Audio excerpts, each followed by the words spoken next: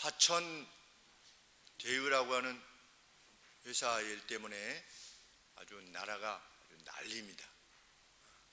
우리 정원이 화천대유 혹시 아나?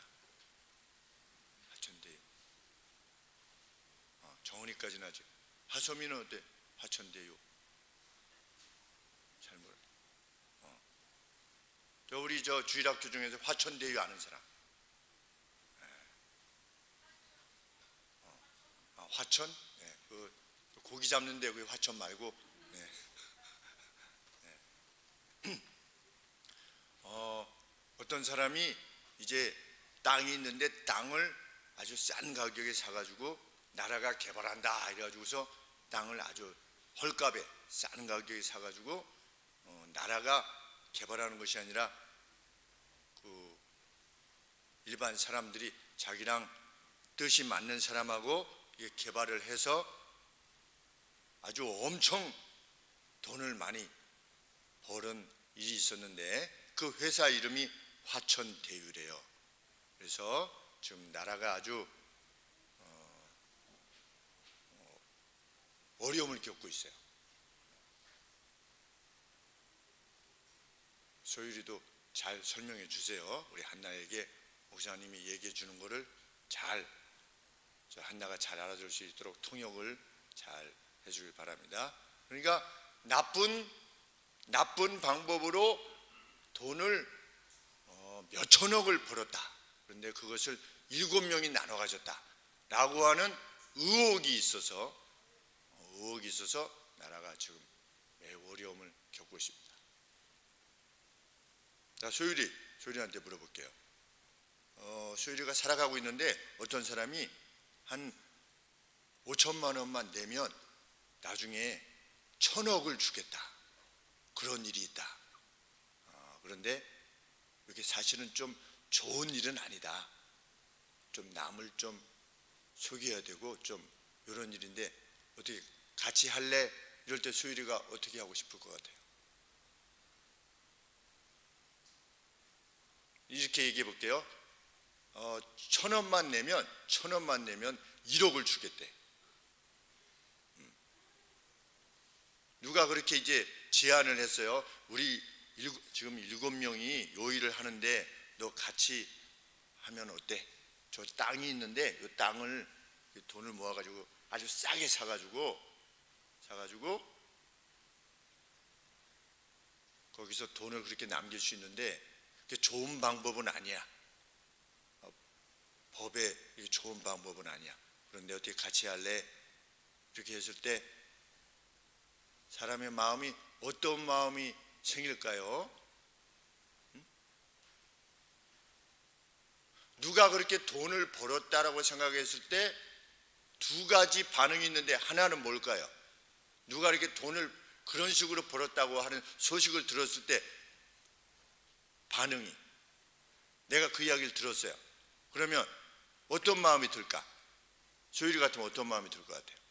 누가 나쁜 일인지 아닌지 확인은 아직 안 됐어요. 확인하고 있는 가운데 있는데 어떤 나쁜 사람들이 나쁜 일을 통해 가지고 돈을 엄청 벌었다는 이야기를 들으면 마음이 좋아요? 아니죠.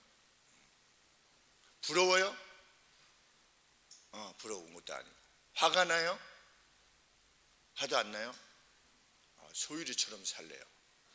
성경에 소율이처럼 누가 엄청 떼돈을 벌었다고 해가지고 그것을 질투하지 말아라. 또 어떤 사람은 나도 거기 꼈었으면 좋았는데 왜? 거기 꼈었으면 돈을 엄청 벌 수 있었으니까 부러워할 수도 있죠. 어떤 사람은. 그런데 부러워하지도 말아라. 그들과 함께하지 말아라. 성경이 그렇게 가르치는 겁니다. 질투하지도 말고 그들이 가지고 있다라고 하는 돈에 대해서 질투하여서 뭐 이러니 저러니 하지도 말고 또 그들과 한편이 돼서 그 돈을 먹으려고 하지도 말아라. 그것이 지혜자의 삶이다. 과연 우리 하나님을 섬기는 하늘서막교회 성도님들은 이 같은 말씀에 대해서 어떤 반응을 보이실지 잘 모르겠습니다. 뭐 한번 보긴 봐야 되는데 요새 무슨 오징어가 유명하다고 그래요. 오징어가. 그렇죠? 오징어 게임 본 사람? 둘. 한나도 오징어 게임 봤어요?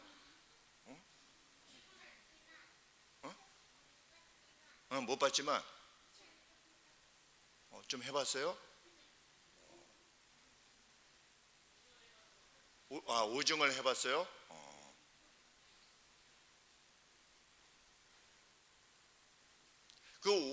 뭐 제가 정확하게 잘 모릅니다. 그렇지만 얼핏 이렇게 보니까 무슨 그 오징어 게임에 대한 평이 이렇게 나오는데 무슨 돈을 막 어떻게 하기 위한 그 암투, 막 사람들이 거짓말하는 거, 폭력을 쓰는 것 이런 걸 담아서 아마 왜 오징어 게임인지는 잘 모르겠어요. 오징어인지는 잘 모르겠지만 이제 봐야지 알겠지만 세상은 그 영화들이 다 그렇죠. 영화들이 참 정말 그러한 것 같아요.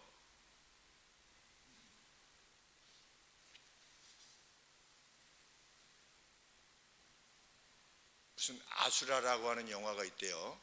그래도 얘기 들어보니까 거의 좀 비슷하대요. 그러니까 이 사회의 잘못된 부분들에 대해서 그것을 영화로 만들어 가지고 그것을 노골적으로 이렇게 드러내는. 그런데 성경은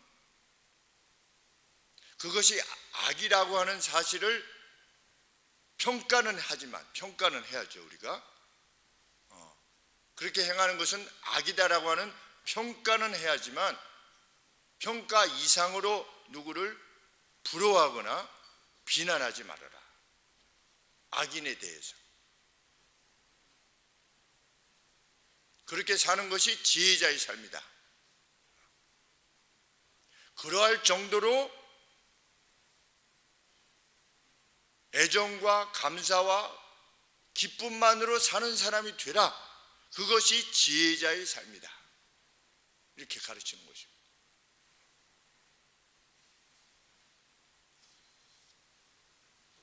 그러면 악인들이 무엇을 통해서 그렇게 자기의 이익을 취하는가? 하나는 폭력, 하나는 모의, 어떤 나쁜 짓을 모의하는 말, 그리고 폭력, 이 두 가지를 사용한다는 것이죠. 2절에 보면 그들의 마음은 강포를 연구하고 폭력을 연구하고 스타디한대요. 폭력을 스타디한대. 그리고 또 다른 메디테이트 한대. 폭력을 묵상. 어떻게 하면 요거 빼앗을 수 있을까? 요 사람 거 그 땅 원주민들이 살고 있는데 요거 어떻게 하면 요거 땅을 뺏을 수 있을까? 그것을 폭력을 연구하는 겁니다. 나라의 법을 통해서 그것을 빼앗는 폭력을 연구하는 것입니다. 그리고 그것을 위해 입술로 그 해악된 것들을 서로 막 논의하는 거죠. 비밀스러운 방에 모여가지고 야 우리 어떻게 하면 이렇게 할까? 라고 하는. 그런데 악인은 늘 그렇다는 겁니다. 2절에 보시면. 그런데 그들과 함께 하지 말아야 합니다. 왜? 그들이 그렇게 세운 집들, 그 집은 무너질 것들이라는 것입니다.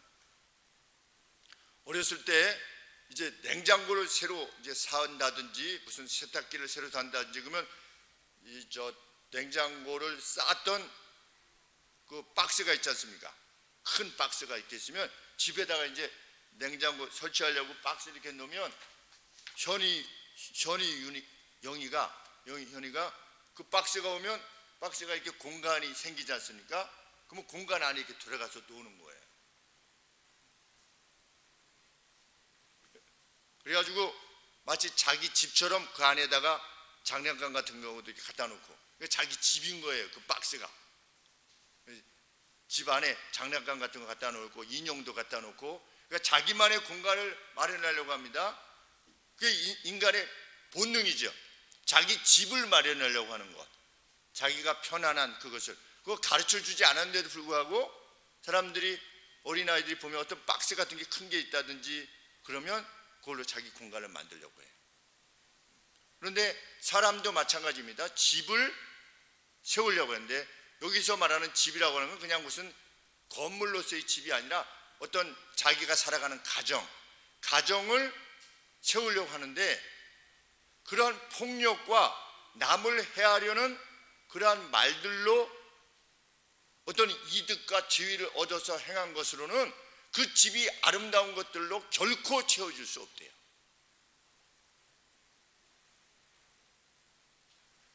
(3절) 말씀, (4절) 말씀이 그 말씀입니다.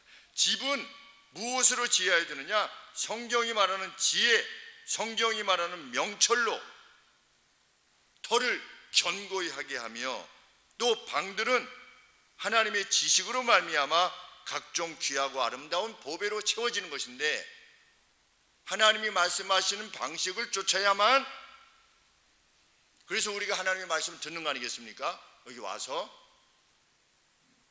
그 하나님 말씀대로 행할 때에 내가 행복해질 수 있는, 우리 가정이 행복해질 수 있는 것인데, 악인들이 그렇게 나쁜 것을 통해서 얻으려고 하는 것으로는 결코 행복할 수 없다는 것, 그것을 깨닫는 것이 지혜자라는 겁니다.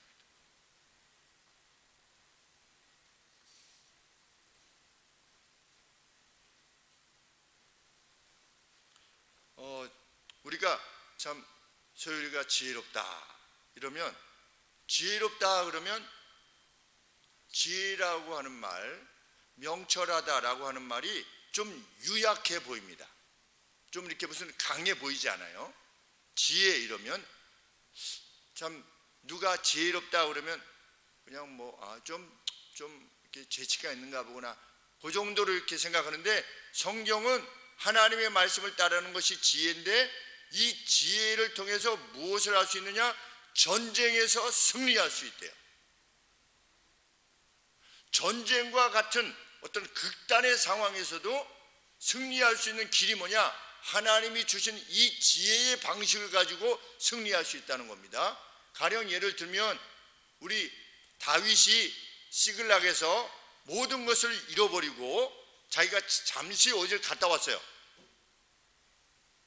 갔다 왔는데, 갔다 오는 사이에 그 성을 아말렉이라고 하는 그러한 족속이 와가지고 다 불태우고 자기의 아내, 딸, 아들 이런 사람들을 다 잡아갔는데 유목민들이라 어디로 갔는지도 몰라. 모든 걸 잃어버렸어. 그러니까 다윗을 따라던 사람들이 너 따라다니다가 이렇게 됐다고 해가지고 자기를 돌로 쳐서 죽이려고 했어요. 그런 상황이 됐는데 다윗이 제사장 의복을 가지고 와서 하나님의 뜻을 물으라고 했는데, 다윗이 그러한 상황에서 무엇을 제일 먼저 했냐면 제사장의 에봇을 가져오라고 그랬어요. 그래서 하나님의 뜻을 물었어요. 오늘로 치면 소율이 집이 다 망했어. 그래서 집이 다 없어졌어, 가령 예를 들면.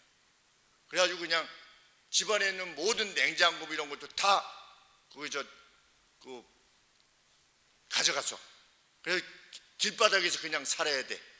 쉽게 얘기하면 아빠 엄마도 없어졌어. 다 잡혀가가지고. 응? 그런데 소율이가 어떻게 했다는 겁니까? 그럴 때 소율이가 교회에 왔다는 거예요. 엄마 아빠가 다 사로잡혀고 오빠도 다 사로잡혀가고, 그리고 집안은 다 풍지박산이 나고 집은 다 불타고, 가령 예를 들면. 그랬을 때 소율이가 그 누구에게 울고 말고 그런 것이 아니라 울면서 어디로 왔냐면 교회로 오는 거예요. 어른들은 사업을 하다가 다 망해서 그래가지고 자기 안에 집안에 있는 모든 것들을 다 가져가고, 회사 안에 있는 모든 것들을 다 가지고 돈도 다 빚 때문에 다 뺏기고, 이런 상황에서 누구한테 왔다는 거예요? 교회에 하나님 앞에 왔다는 거예요. 누가? 다윗이. 그리고 나서 하나님이 가라, 쫓아가라. 어디로 가야 될지도 모르는데 가라 그러니까 다윗이 어떻게 했어요?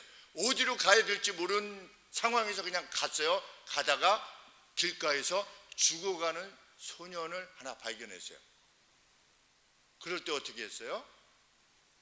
자기도 지금 어떻게 해야 될지 모르는데 길가에 어떤 소년이 죽어가고 있으니까 그 소년을 가다 말고 불러다가 그 소년을 먹이고 마시우게 하고,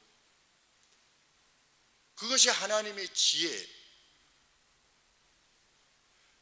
전쟁에서 이기는 거하고 어린 소년이 죽어가는 것을 먹을 것을 주는 거하고 무슨 관계가 있어요?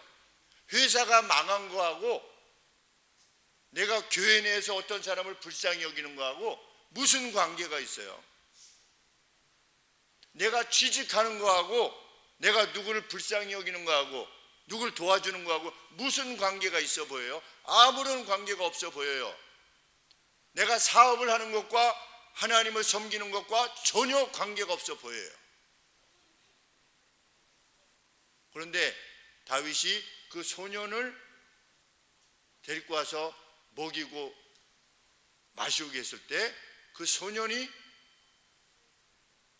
누구였냐면 그 아말렉에게 잡혀가다가 병이 걸려서 죽으려고 하니까 아말렉이 버리고 간 애굽 소년이었어요. 너는 왜 여기 있느냐? 아말렉 족속이 저를 사로잡아 가다가 포로로 잡아가다가 제가 병들어서 죽게 되니까 버리고 갔나이다. 그러니까 다윗이 너 혹시 아말렉이 어디로 갔는지 아느냐 그랬더니 네가 인도할 수 있느냐 그랬더니 애굽 소년이 제가 인도할 수 있습니다. 그래서 어떻게 한 거예요? 다윗이 가서 아말렉을 무찌르고 잃었던 모든 것을 되찾아온 겁니다. 이 성경이 뭐라고 말하고 있느냐? 지혜, 하나님이 하라고 하신 지혜대로 행하는 사람은 전쟁에서도 승리할 수 있는 능력을 지니고 있는 것이다, 이렇게 말하는 것입니다. 그런데 보통 사람들이 이것을 안 믿어요. 안 믿어요. 그래서 이스라엘의 왕이 그 아람이라고 하는 나라가, 요단 동편에서 아람이라는 나라가 계속 침공해 와서 괴롭게 할 때에 엘리사라고 하는 선지자가 왕에게 동편을 향해서 화살을 쏘십시오. 쏘는 대로 승리를 줄 것입니다. 이렇게 했을 때 몇 번 쐈어요? 몇 번 쐈을까? 소율아, 화살을 쏘라고 했어. 선지자가 이스라엘 왕한테 한 번 쏘면 한 번 승리를 주고, 두 번 쏘면 두 번 승리를 주고, 세 번 쏘면 세 번의 승리를 준다고 하나님이 말씀하셨는데, 동편에 대고 화살을 동쪽에 아람이라는 나라가 있는데 허공에다 대고 이렇게 쏘라는 거예요. 한 번 쏘면 몇 번 승리? 한 번. 세 번 쏘면 세 번. 그래서 그 선지자가 화살통을 갖다 놨어요. 근데 왕이 몇 번 쐈을까요? 하소미는 몇 번 쏜 걸로 혹시 기억하나? 하소미 같으면 몇 번 쏠 것 같아? 화살통을 갖다 놓고 한 번 쏠 때마다 한 번의 승리를 줄 거다 했을 때, 하소미 같으면 화살통이 있는데 전통이 있는데 몇 번 쏠 것 같아?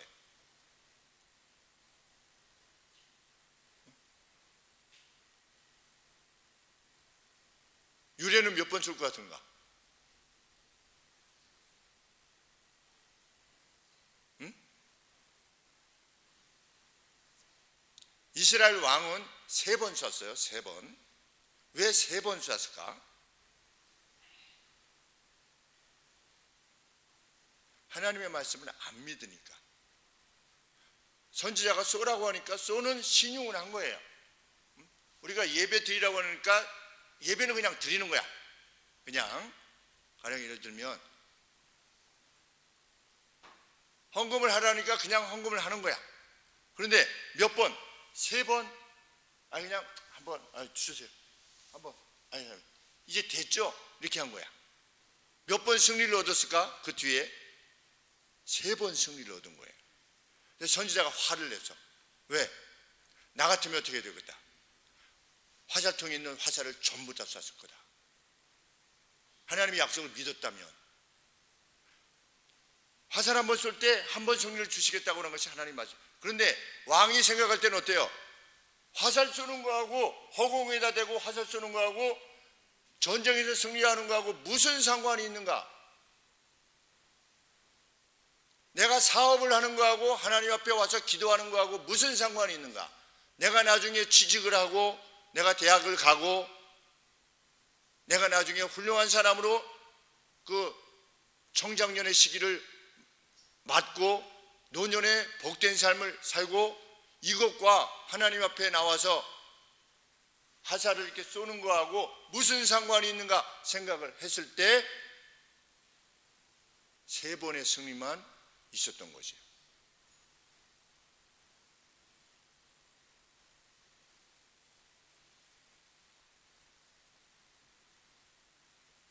그런데 성경은 하나님이 주신 이 지혜야말로 전쟁에서도 승리할 수 있는 길이라고. 왜? 이 하나님의 지혜의 말씀을 쫓아 행하는 사람에게 하나님이 함께 하시기 때문에.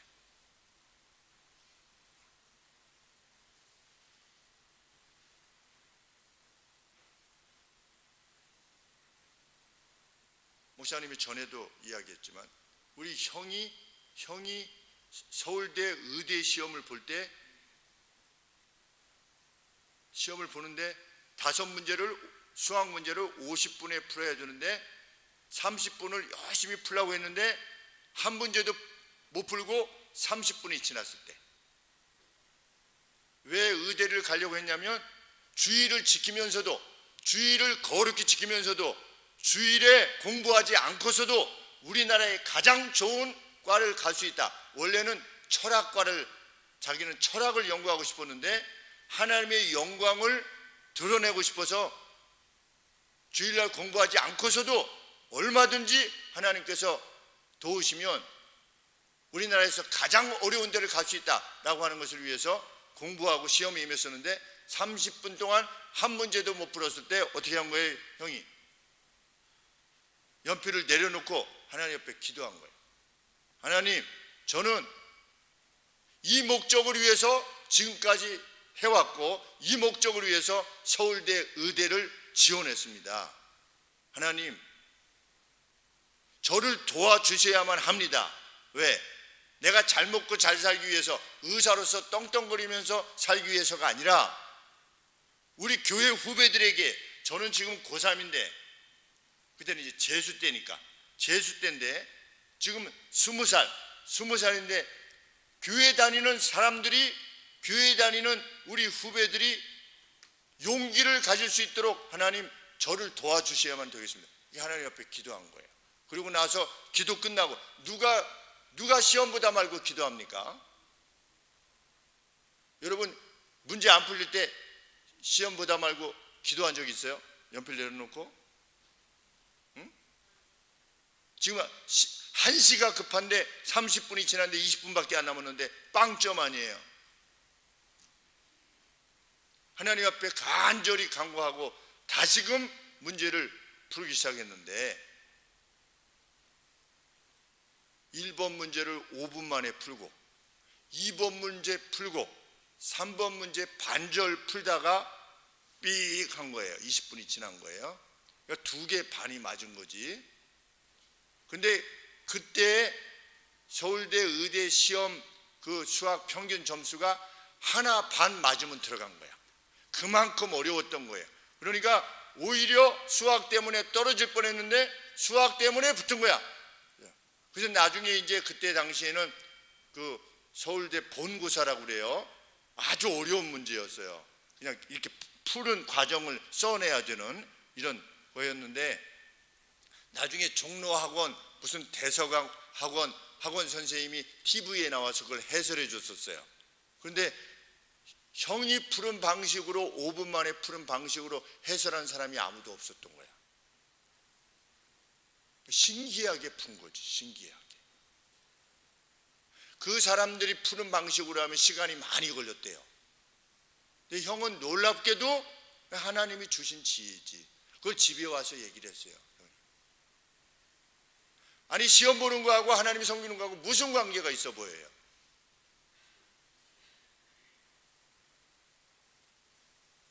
성경은 이렇게 말하지요. 한 사람이 생명을 갖게 되는 것, 태를 여는 것 하나님이 하시는 거다. 우리가 아기를 갖게 되는 것 하나님이 하시는 것이라고 정말 누가 오늘 믿을까? 그런 생각을 해봐요. 정말 남편과 아내가 서로 결혼해서 아기를 갖게 돼서 아기를 갖게 되는 것이 정말 하나님이 하시는 것이라고 믿는 사람이 과연 얼마나 있을까? 아기가 생기지 않으면 보통 사람들이 어떻게 합니까? 어떻게 할 것 같아요? 소율이 같으면 제일 먼저 뭘 할까? 아기가 생기지 않으면. 응? 정훈이, 아기가 생기지 않으면 어떻게 할 것 같아? 제일 먼저 병원에 가겠지. 그렇지? 성경은 뭐라고 말하는 거예요? 하나님한테 먼저 가라. 왜? 성경이 뭐라고 말하기 때문에? 태를 여시는 분은 하나님이라고 말하기 때문에. 가령 예를 들면 우리의 일상사와 하나님과 무슨 관계가 있는가? 천국 가는 것은 하나님과 관계되어진 것인데 우리가 살아가는 삶의 내용들하고 무슨 관계가 있는가? 그렇게 생각하지 않는 사람이 그 지혜자다.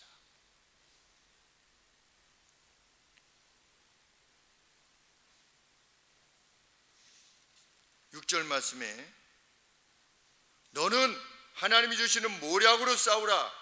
승리는 카운셀러. 승리는 곧 카운셀. 이 성경이라고 하는 카운셀러들, 마치 옆에서 조언자들이 많이 있는 것처럼 성경 안에 그 전쟁을 위한 카운셀러들이 있는 것처럼 성경이 승리의 비결이라는 겁니다. 저도 어렸을 때 아버지께서 이 성경 안에 인생의 모든 것이 들어있다 이랬을 때 성경을 열심히 안다고 해가지고 무슨 수학이 잘 풀리는 것도 아니고 뭐 영어가 잘 되는 것도 아니고 이게 무슨 말씀인가 이랬는데 정말 그러하다. 성경을 알고 성경 안에 하나님이 무엇을 원하시는가를 알면 그대로 행하면 그것을 귀히 여기면 하나님이 반드시 함께 하신다. 왜? 우리 3장 19절에 보면 뭐라고 되어 있습니까? 우리 한번 보겠습니다. 잠언 3장 19절에 한번 같이 읽으시겠습니다.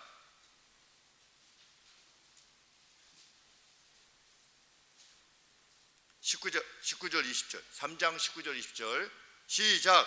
여호와께서는 지혜로 땅을 세우셨으며 명철로 하늘을 굳게 펴셨고 그 지식으로 해양이 갈라지게 하셨으며 공중에서 이슬이 내리게 하셨느니라. 네. 하나님은 우리에게 주시는 이 지혜로 무엇을 하셨느냐?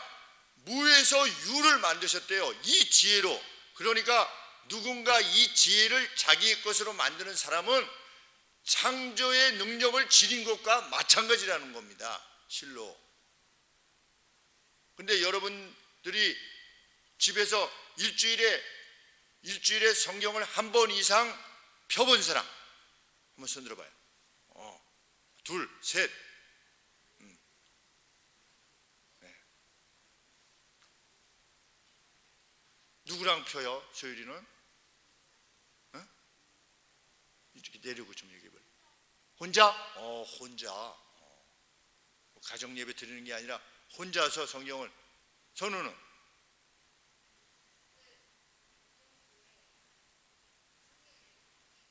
성경 읽기표. 그걸 따라가면서 읽고 있어요. 권율이? 권율이 크게. 혼자서? 혼자서. 네. 그렇게 하나님 말씀을 귀히 여기고 있노라면 하나님이 반드시 승리하게 해주실 것이다.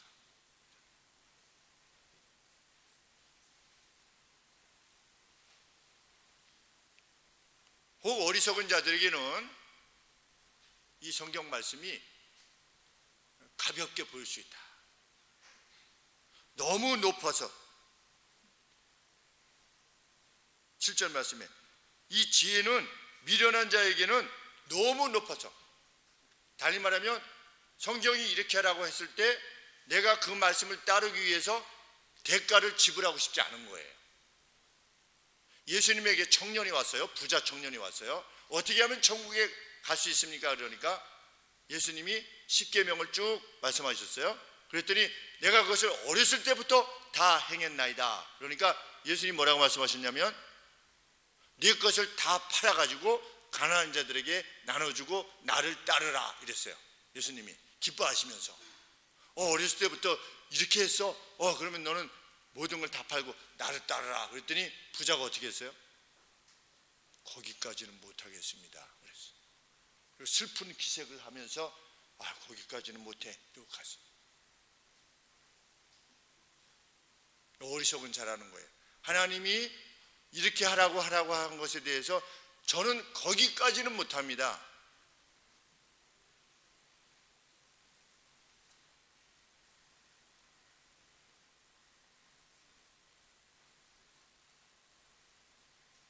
그런데 7절 말씀 하반절에 보면 어리석은 자는 성문에서 입을 열지 못하느니라. 많은 사람들이 모여서 그러면 도대체 인생의 가치는 뭐냐라고 물을 때 그 어떤 답변도 할 수 없는 사람. 빌 게이츠라고 하는 사람 알아요? 빌 게이츠 알아요? 혹시 빌 게이츠 하는 사람? 뭐 하는 사람이에요?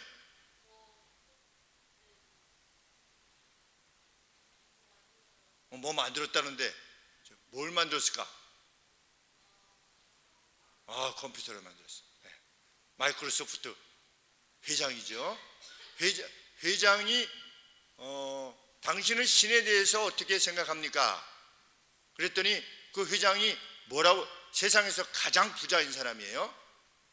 거의 그 사람에게 물었어요. 당신은 신에 대해서 어떻게 생각합니까? 그랬더니 나는 신이 존재한다라고 하는 증거를 아직까지 찾지 못했다. 이렇게 답했어요.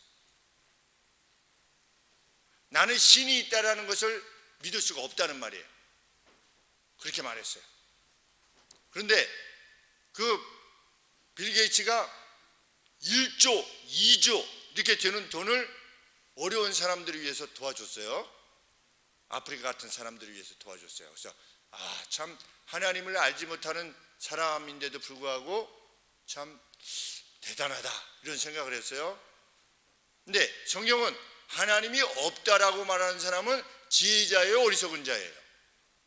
어리석은 자예요. 그런데 빌 게이츠가 결국은 어떻게 했어요? 다른 여자를 사랑했어요. 자기 부인 말고. 그래서 어떻게 했어요?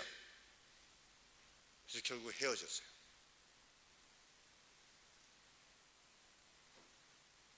나는 하나님이 살아있다라고 하는 증거를 발견한 적이 없다 라고 하는 사람이 결국은 그럴 수밖에 없는 거예요. 불나방이라고 들어봤어요? 불나방. 나방인데 이제 모닥불 같은 걸 피워놓으면 그 나방들이 막 와가지고 불 속에 뛰어들어. 그럼 어떻게 돼요? 죽죠. 불나방이 어렸을 때 그렇게 해서 많이 죽었어요. 죽는 줄 알면서도 불이 좋아가지고 뛰어드는 거야. 세상 사람들이, 하나님 없는 세상 사람들이 자기가 죽는 줄 알면서도, 이것이 나쁜 것인 줄 알면서도 어떻게 하는 거예요? 자기 부인 외에, 자기 남편 외에 다른 사람하고 사랑을 하는 거예요. 그러다가 어떻게 되는 겁니까? 가정이 풍지박산 나는 거예요. 그가 돈이 아무리 많고 지위가 아무리 높아도 소용없어요. 그래도 그 사람들은 행복해 하지 않느냐? 행복해 하죠. 어느 때까지? 죽는 때까지. 그러나 그 이후에 무엇이 기다리는 겁니까? 심판이 기다리는 겁니다.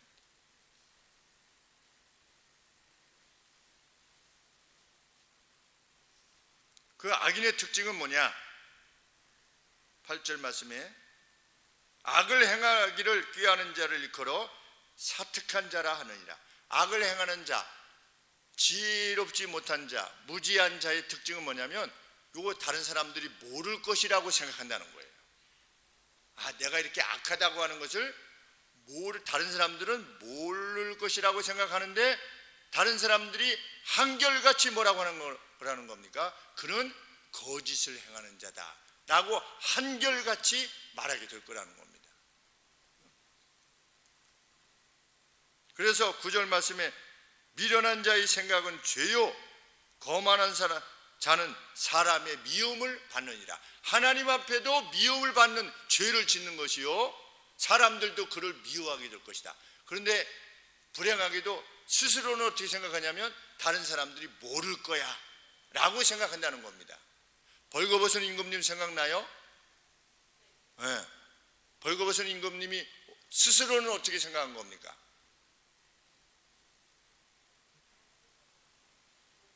자기가 다 벗었는데도 불구하고, 그러죠? 네. 다른 사람이 이것을 못 볼 거라고, 다른 사람은 이것을 못 볼 거라고 생각을 한 것이지요. 자기만. 근데 악한 자는 그 누가 그를 봐도 그는 사특한 자다, 악한 자다 라고 그를 말하면서 결코 그를 가까이 하지 않을 것이다. 이 9절 말씀에 미움을 받느니라 그랬는데 아주 다른 사람들에게 혐오감을 주어서 다른 사람이 결코 가까이 하지 않을 것이다, 이런 말입니다. 그래서 다른 사람이 나랑 가까이 하기를 원치 않는다면 이것이 혹 내가 지금 행하고 있는 것이 잘못된 것일 수 있다라고 하는 것을 마음에 두어야 돼요. 나랑 가까이 하는 사람이 별로 없다. 이상하게 사람들이 내가 가까이 가면 다 흩어진다. 그런 사람들이 있을 수 있어요. 사람들이 이렇게 모여서 야 그랬었는데 누가 오는 거야. 누가 오면 안녕하세요. 안녕하세요. 자 이제 가자. 안녕하세요. 안녕하세요. 그리고 그냥 가는 거야. 누가 오면. 그런데 내가 어딜 가면 사람들이 자꾸만 흩어지는 거야. 같이 재밌게 이야기하다가도 사람들이 점점 그냥 뿔뿔이 흩어져. 그러면 그는 악인일 가능성이 크다는 겁니다. 왜? 혐오에서 없어지는 거니까. 그 사람은 자기 말만 해. 그 사람이 말하는 건 늘 악해. 그 사람은 좋은 말을 한 적이 없어. 1시간을 얘기하는데 자기 말이 57분이야. 그래서 나도 뭔가 좀 이야기하려고 그러면 잠깐만, 뭐 얘기하려고 하면 잠깐만 이러고 자기 얘기만 하는 거야. 그냥 계속. 그런 사람 가까이 하고 싶습니까? 가까이 하고 싶지 않죠.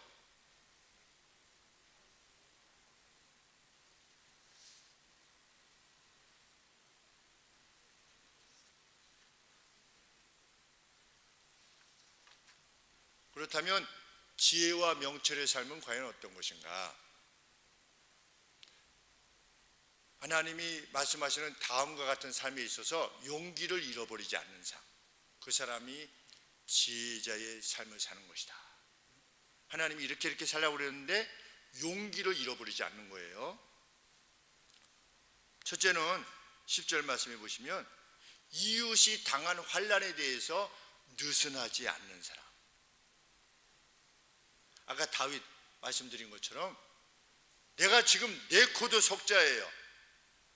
내 발에 불이 떨어졌어. 그래가지고 어쩔 수가 없어. 내가 지금 파산의 위기에 있어. 그런데도 불구하고 누가 옆에서 죽어가고 있을 때 그를 그대로 지나칠 수 없는 그러한 사람이 되는 것, 그게 지혜자의 삶이다.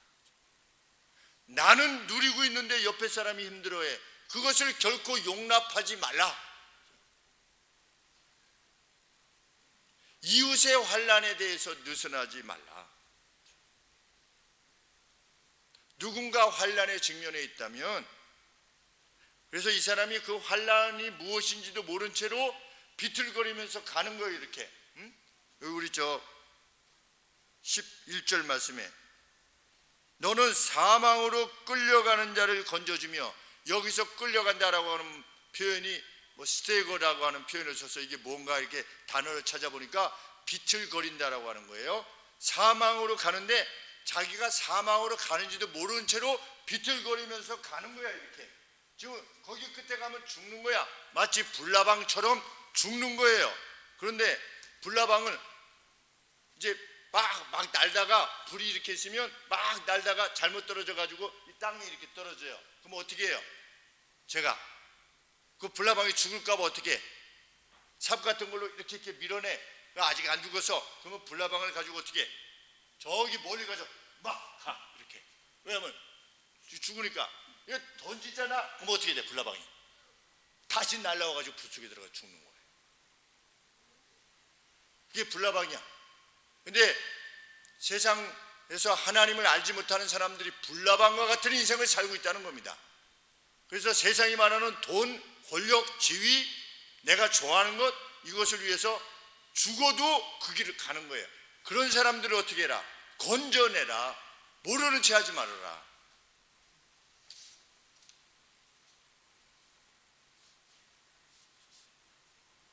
(11절) 말씀에 너는 사망으로 끌려가는 자를 건져주며 도살당하게 된 자를 구원하지 아니치 말라. 지혜자는 건져내는 사람입니다. 그런데 건져내기 위해서 봉변도 감수해야 돼요. 봉변을 당할 수가 있어요. 봉변이 뭐라고 하는 거냐면 내가 도와주려고 하는데 이 사람이 오히려 나를 공격하는 거야. 그걸 봉변 당한다고 그래요. 그런데 그것까지도 각오해야 돼. 왜? 이렇게 비틀거리며 가는 사람은 그게 좋은 거야 그냥. 그런데 가지 말라고 할 때 아주 화를 내면서 때릴 수도 있고 나를 나쁘다라고 말할 수도 있는 겁니다. 2003년에 그 매미라고 하는 태풍이 왔었어요. 이 태풍 이름이 매미였어요. 그래가지고 아주 우리나라에 큰 피해를 입혔어요. 그런데 강원도에 있는 어떤 6급 공무원 되시는 분이 그 해양, 그 바다 쪽을 돌보는 공무원 분이 그 배 주인들한테 제발 이번에 저 태풍이 크니까 제발 이게 배를 땅으로 올려야 됩니다. 이렇게 설득을 한 거예요. 그런데 배를 이 땅에다가 이게 안쪽에다 깊이 올리려면 돈이 들잖아. 배를 올려야 되니까. 그러니까 이 배 선장들이 그냥 뭐 잘 묶어 놓으면 되지. 안 한다고 그러는데 계속 설득을 해가지고 151척을 무트로 이 땅으로 옮겨놓은 거예요. 욕을 얻어먹으면서 괜히 이래가지고 당신 나중에 그 별 문제가 없으면 당신이 책임질 수 있어? 막 이랬겠죠 사람들이. 그런데도 불구하고 계속 해가지고 어떻게 됐냐면 151척이 밖으로 나왔었는데 그 배가 하나도 안 깨진 거야. 근데 만약 그 안에 있었으면 수많은 배들이 서로 부딪혀가지고 다 깨졌던 거예요. 그게 누구냐? 그게 지혜자라는 거예요. 지혜자. 그러면 배가 깨지지 않게 된 것에 대해서 보상이 뭘 보상으로 받을까? 돈? 누가 돈을 줄까? 아무도 안 주는. 훈장도 받았다는 말이 없어요. 선장들이 좀 모아서 줘야 되는데 선장들이 모아서 줬다는 말도 없어요. 그런데 이 6급 공무원이 받은 보상이 뭡니까? 내가 옳은 일을 했구나 라고 하는 그 마음, 그것이 최대의 보상인 겁니다.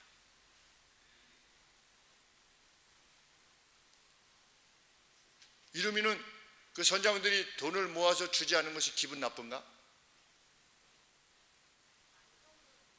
안 줘. 뭔가 좀 이상하지, 그렇지? 그런데 지혜자의 삶은 뭐냐? 안 줘도 상관없는 거예요. 그리고 그때 그렇게 하기까지 욕을 얻어먹어도 오해를 받아도 상관없는 거예요. 근데 나중에 진짜로 태풍이 오다가 일본 같은 데로 쑥 지나갔어. 그래서 만약에 뭐 물결이 그냥 뭐 잔잔했어. 그럼 어떻게 되겠어요? 나중에 151명이 얼마나 욕을 하겠어요. 그런데 그것을 그냥 받아들이는 거야. 감수하는 거야. 그 사람이 지혜자의 삶을 사는 것이다. 옳은 일이라면, 바른 일이라면 그 일을 하는 거예요.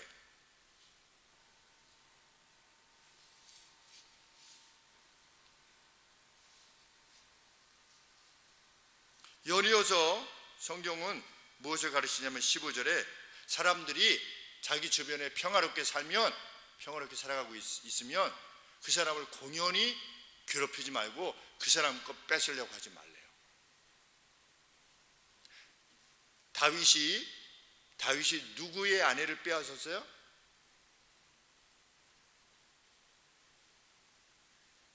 누구의 아내를 빼앗았어요? 다윗의 빼앗은 아내 이름이 뭡니까? 바세바.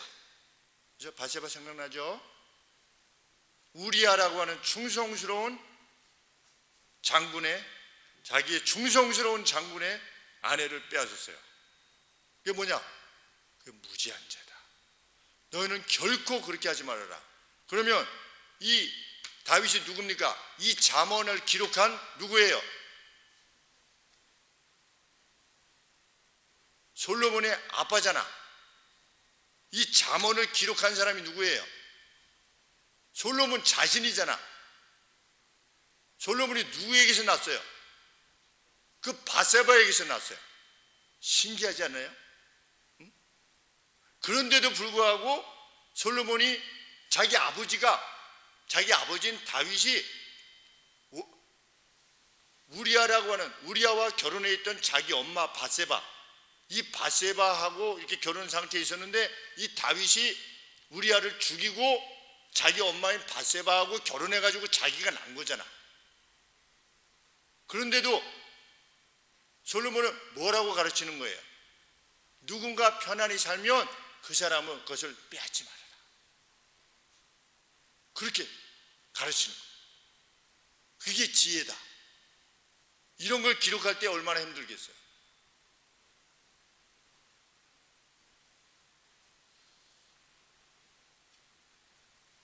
또 18절 말씀에 내 원수가 넘어질 때 즐거워하지 말며, 우리 정원이를 괴롭혔던 어떤 아이가 탁 해가지고 어떻게 하다가 넘어져가지고 코가 이렇게 깨졌어. 즐거워하지 말며. 하선미를 괴롭히던 누가 가다가 다리를 다쳤어. 쌤통이다. 이렇게 하지 말며. 우리 그럴 수 있습니까? 그럴 수 있을 것 같은데 우리 TV에서 나오는 그 누굴 보면 이런 생각이 안 드십니까? 그런 생각이 들지 않는 사람이 지혜, 그런 생각이 들더라도 그것을 몰아내는 사람이, 그 사람이 지혜자래요.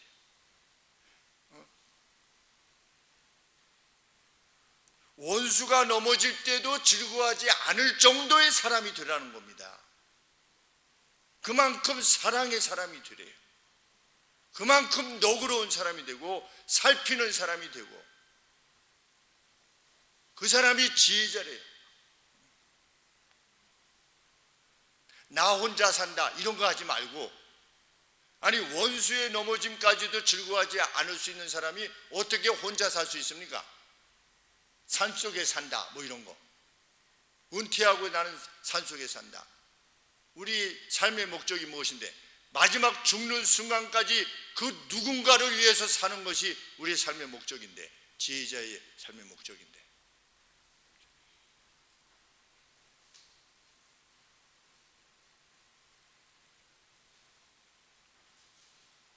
그가 엎드려질 때 마음에 기뻐하지 말라.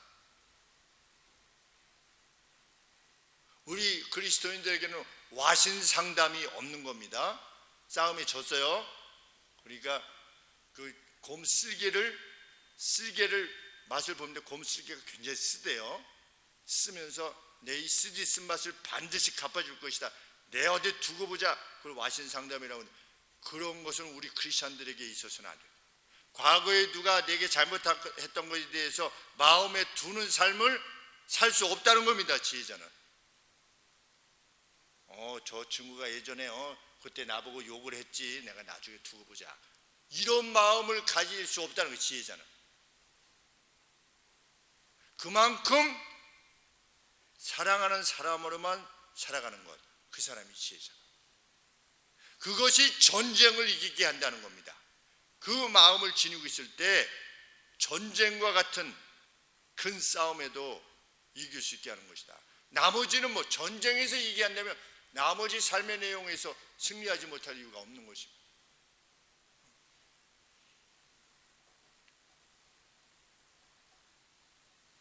지혜자가 악인의 번영을 부러워하지 않고 또 마음에 불타지 않는 이유는 무엇입니까? 20절 말씀에 악한 자는 장래가 없을 것이며 그의 등불이 이내 꺼질 것이라고 하는 것을 알기 때문입니다. 뭐 대단한 사람처럼 보인다 할지라도 그의 등불은 이내 꺼질 것이다. 그렇게 세운 것은 꺼질 것이다. 화천대유 이내 꺼질 것이다.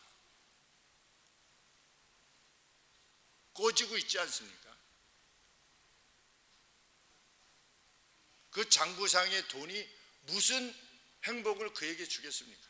우리가 예수님 안에서 지니는 남을 사랑할 때, 사랑하고자 한 발 더 내디딛고자 할 때에 그 기쁨과 비교할 수 있겠습니까? 그들이 지니고 있는 것이. 지니고 있다 할지라도 그것은 불나방이 불을 쫓아서 자기를 태워버리는 것과 다를 바 없다라고 성경은 말하는 것이죠. 22절에 대저 왜냐하면 그들의 재앙은 속히 임할 것이기 때문이다.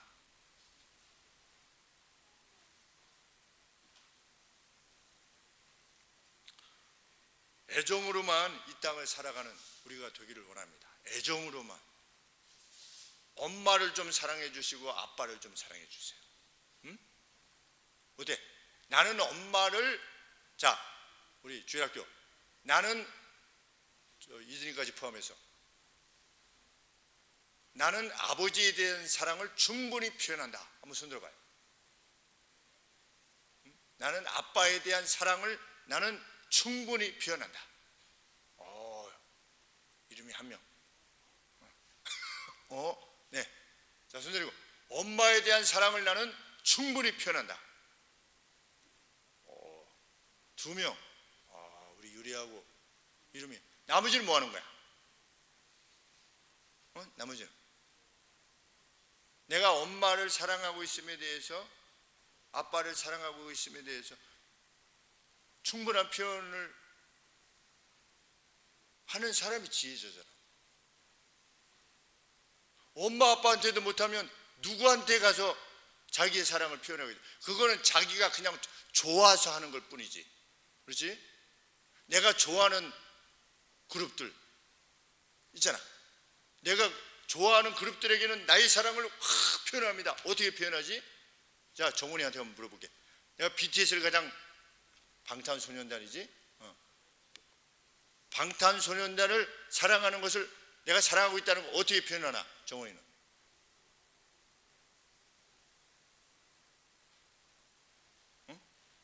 어떻게 표현해?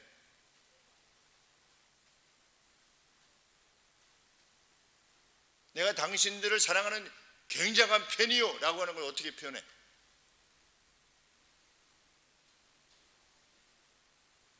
막 댓글 막 달지 않아? 안 달아? 그럼 어떻게 알아? 저기 BTS가 정훈이가 사랑하는지 안 하는지. 그렇게 좋아한다면서. 그치? 그래도 나는 표현하잖아. 막 어떤 사람 막 가서 막 울잖아. 막 손 한번 잡아주고 막 감격해가지고 막 울고 막 그러잖아.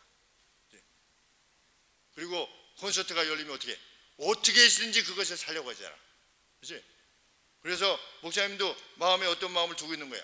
어떻게 했든지 BTS 입장권을 구입해가지고 정원이 한번 쉬어야 되겠다. 왜? 정원이가 BTS를 사랑하는 거잖아. 그렇지? 좋아하잖아. 그러면 내가 정원이를 좋아하고 있다는 걸 어떻게 표현해 줘야 돼? 내가 정원이가 좋아하는 거를 내가 하게끔 해주는 게 정원이를 좋아한다고 하는 것이 표현이 되잖아.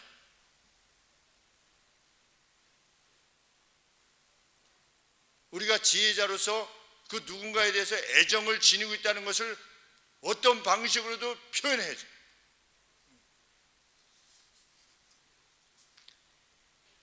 악인의 넘어짐까지도, 나의 원수의 넘어짐까지도 기뻐하지 않는, 즐거워하지 않는, 그러한 애정을 지닌 사람, 그 사람이 지혜자다. 뭐 상처를 받았느네 말았느네, 그런 게 아닌 거죠. 그런 사람이 승리할 거다. 이거 승리한다는 건 뭡니까? 여러분들이 잘 될 거라는 겁니다. 잘 되게 하시겠다는 것이 성경의 약속입니다. 성경은 니네들 고생 진탕하면 내가 나중에 천국 보내줄게, 이게 아니에요.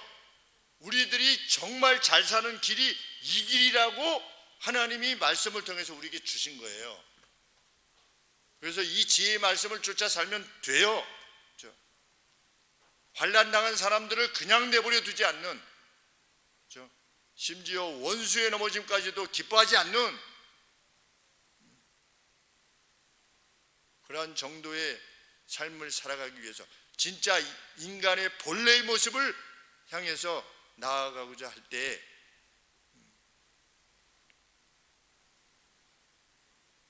하나님께서 반드시 승리를 주신다는 겁니다.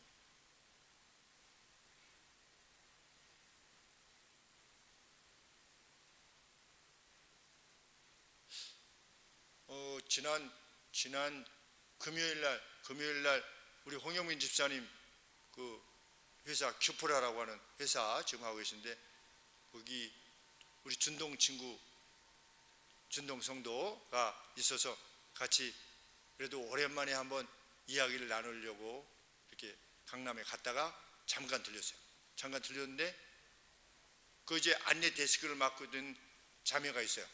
그러니까 한 달 와서 있는 자매라고 하는데, 그 다음 날 어제 토요일 날 이제 근무가 끝나는 그런 자매인데, 그 자매인데 이제 준동 친구가 커피 한잔 해야 되는데, 아유 커피 기계가 고장이 났네. 그러면서 아유 오늘 커피는 그렇고, 이렇게 하니까 그 자매가 이렇게 데스크에서 이렇게 서 있다가,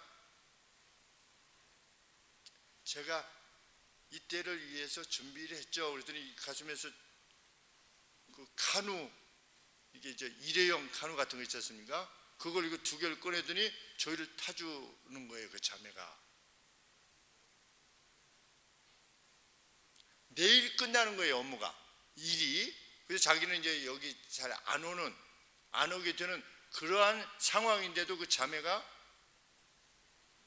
기쁨으로 그걸 이렇게 타줘서, 야, 이 자매는 참 대단하다, 이런 생각을 하게 됐어요. 그래서 내일이 마지막이잖아. 그래서 목사님이 가가지고, 자매님 저는 이제 집으로 가는데 자매님을 다시는 못 보겠네요. 자매님 저와 함께 하나님을 섬겼으면 참 좋겠습니다.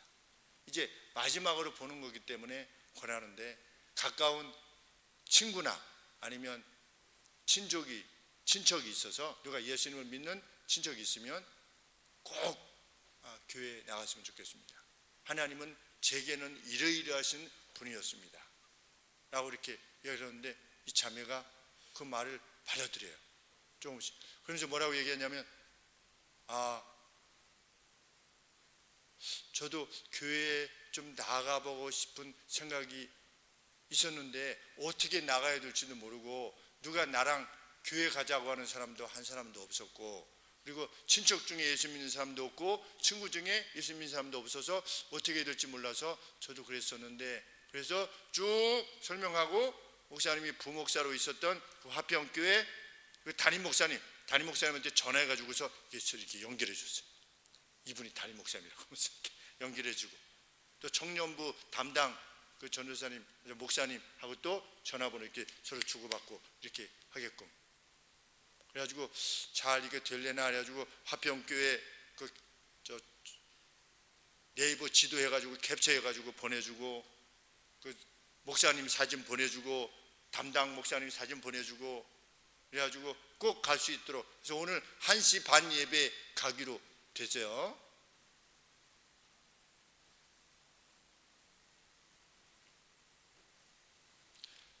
그 자매가 비록 하나님을 섬기진 않는 상태에서도 그 누군가 자기가 마지막 날에 누가 와서 무엇을 요청했을 때 자기가 참 기쁜 마음으로 이것을 감당할 때 그 관계를 통해서 어떤 겁니까? 하나님을 만날 수 있는 길이 열리게 된 것인 양, 우리는 이미 하나님 안에 있잖아요. 그리고 어떤 것이 진짜 지혜로운 길이라고 하는 것을 알고 있잖아요.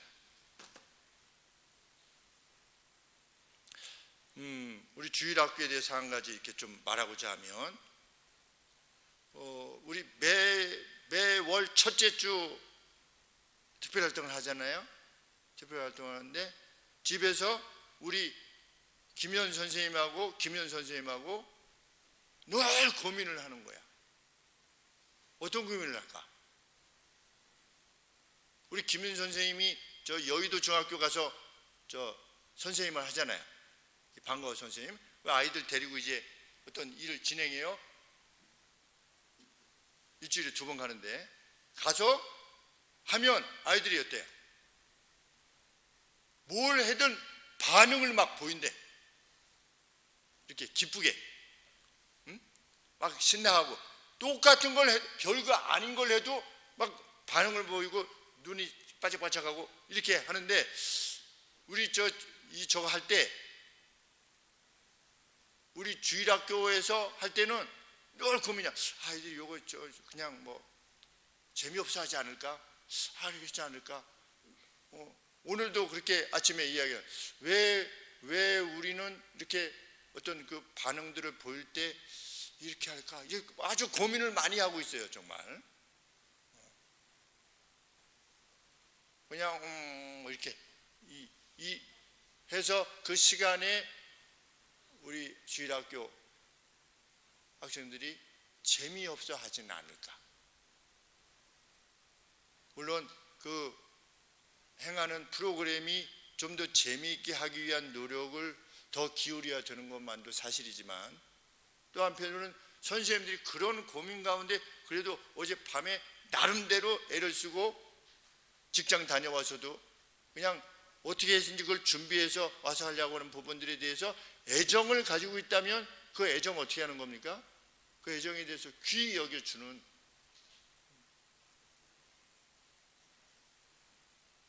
그러한 마음으로 성장할 때, 나는 재미없어도, 가령 예를 들면 내가 그 자체가 별 그렇게 재미가 없어. 그럼에도 불구하고 뭡니까? 같이 합력해 하려고 어떤 표현들을 하고 그것을 고마워하고 하는 표현들을 지니는 것, 그게 지혜자의 삶이다. 애정. 그래서 누구라도 참 그런 우리 자신들을 볼 때 참 가까이 하고 싶고, 걔가 있다면 내가 꼭 가고자 하고, 그러한 존재가 되는 것.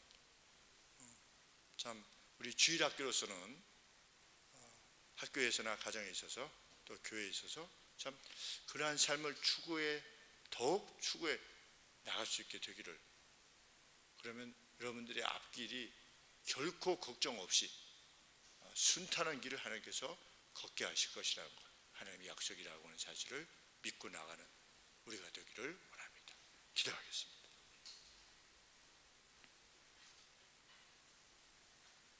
하나님 아버지, 세상이 어떠하든 용기를 가지고 살려내는 일에, 돕는 일에, 애정을 표현하는 일에만 우리의 인생이 사용되어 줄 수 있도록 도와주시옵소서. 의인은 가축의 심경에도, 가축이 어떤 마음을 지닐 것인가에 대해서도 참 관심한다고 하시는 하나님의 말씀을 듣습니다. 하나님, 그 지혜를 지닌 자로 이 땅을 살게 하옵소서. 예수님의 이름으로 기도합니다. 아멘. 우리 함께 일어나셔서